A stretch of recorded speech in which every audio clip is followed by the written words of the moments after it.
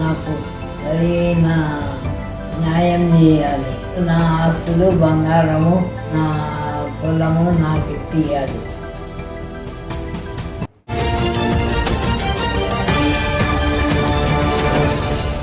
अस्सलामुअलैकुम नाजरीन, आपका AF न्यूज़ उर्दू में खैर मकदम है। आज की खबरें। एक माँ अपने बच्चों की परवरिश और इनके मुस्तकबिल के लिए कई मुश्किलात और मसाइल से गुजरती है, लेकिन चंद बच्चे जब बड़े हो जाते हैं वो अपनी बुज़ुर्ग माँ की देखभाल नहीं कर पाते। शहर संगारेड्डी से एक दिल दहला देने वाला वाक़या सामने आया है, जहाँ दो बेटों ने अपनी बुज़ुर्ग माँ बी देवादेनम को जायदाद के लालच में शदीद जुल्म का निशाना बना रहे हैं। मुतासिरा बुज़ुर्ग खातून देवादेनम ने तफसीलात बताते हुए कहा कि इनके 3 लड़के और 2 लड़कियां हैं, जिनमें से इनके 2 बेटे पवन कुमार और श्रीकांत ने ना ही जायदाद की लालच में इन पर शदीद जुल्म किया है, बल्कि इन्हें कई बार जान से मारने की कोशिश भी की। इन्होंने बताया कि इनके शौहर के रिटायरमेंट की तमाम रकम और इनका सोना भी इन्हीं बेटों ने हथिया लिया है और अब वो इन्हें बेघर करने पर तुले हुए हैं।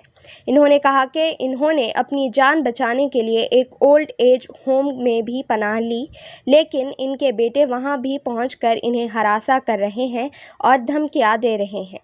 मुतासरा खातून ने अपने बेटों की तस्वीरें और मेडिकल रिपोर्ट्स दिखाते हुए बताया कि ये अपनी जान के डर से दर दर की ठोकरें खा रही हैं और इन्हें इंसाफ की तलाश है।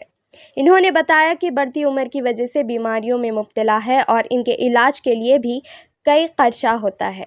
इनका छोटा लड़का इनके इलाज के अखराजात पूरे करता है। कई बार इन्होंने जायदाद बेटों को देने की बात की है, लेकिन इनके 2 बेटे पूरी जायदाद की लालच में इन पर मुकदमा किए हैं, जिसकी वजह से इन्हें इस उम्र में भी कोर्ट जाना पड़ता है।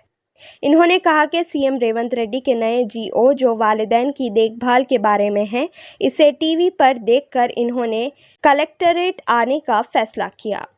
इन्होंने ज़िले कलेक्टर संगारेड्डी से मुलाकात करते हुए एक याददाश्त पेश की और अपील की कि इन्हें उनका हक और इंसाफ दिलाया जाए और इनके बेटों के खिलाफ सख्त कार्रवाई की जाए।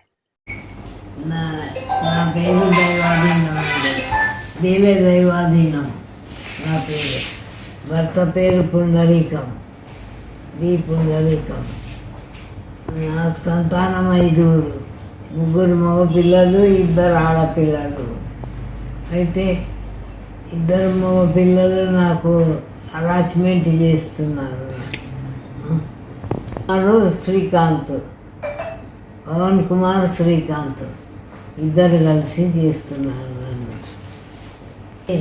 ఇప్పుడు పొలం ఉన్నది, పొలం కూడా బాధ పెడుతున్నారు.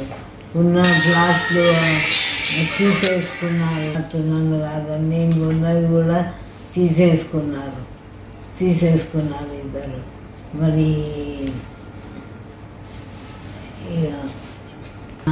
పైసంతా రిటైర్మెంట్ అయిన పైసంతా ఆయననే తీసుకున్నాడు. ఎవరికి పంచియలేదు, పిల్లలకు నాకు కానీ పంచియలేదు. ఆయనంతటా ఆయన తీసుకొని నాకు ఇవ్వలేదని చచ్చిపోయిన తర్వాత నాకు చెప్పాడు. మా ఆయన చెప్పాడు కూడా, ఇట్లా ఇచ్చాను పవన్ చూసుకుంటాడు మిమ్మల్ని అని చెప్పాడు.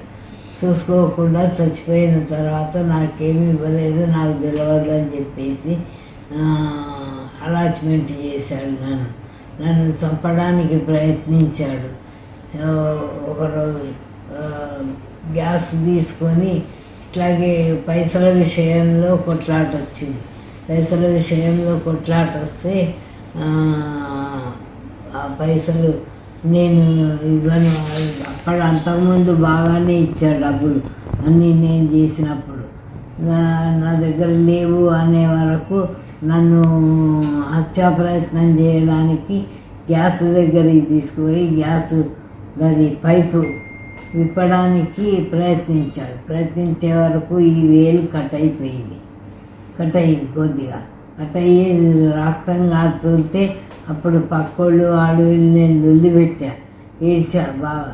ఏడ్చే వరకు పక్కోళ్ళు వచ్చి చూసి బయటికి లాగేశారు నన్ను. లాగేసి ఇక మా పిల్లల దగ్గరికి వెళ్ళిపోయినా. నేను పిల్లల దగ్గరికి వెళ్ళిపోయినా. ఇక అట్లా చేశాడు. మళ్ళీ ఒకసారి హత్యా ప్రయత్నం ఇంట్లోనే పడుకోనున్న 2 భార్యాభర్తలు రాత్రిరంతా కూర్చొని మాట్లాడుకుంటున్నారు. నేను బాత్రూమ్కి వెళ్ళినప్పుడు కనబడ్డది.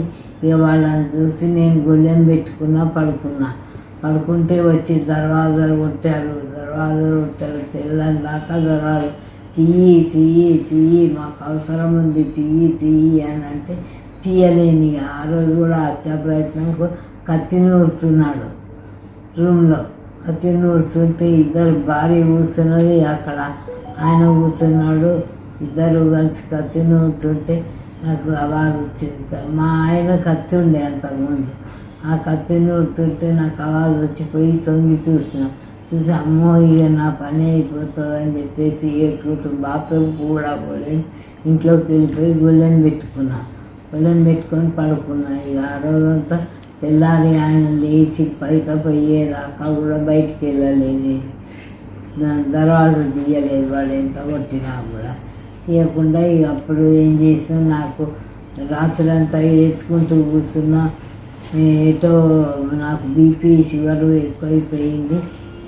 ఇదయ్యి నేను పొద్దున్న లేచి డాక్టర్ దగ్గరికి పోతానని బయలుదేరి వాళ్ళిద్దరు తల్లి బిడ్డలు ఇక్కడ పక్కకు కూర్చొని కూరగాయలు ఏరుతుంటే వాళ్ళ మధ్యలో నుండి పోయినాను. నేను ఎట్లా ఉన్నానో ఎట్లా లేచానో అట్లానే పోయినా. ఇక చింపిరి బట్టలతోటి పోయినాను. నేను చింపిరి బట్టలు అంటే కట్టుకున్న బట్టలని అట్లా పోయే వరకు ఏం చేశారు, మా పవన్కు ఫోన్ చేసి చెప్తే మళ్ళీ బండి తీసుకొని రిటర్న్ వచ్చాడు. నాకు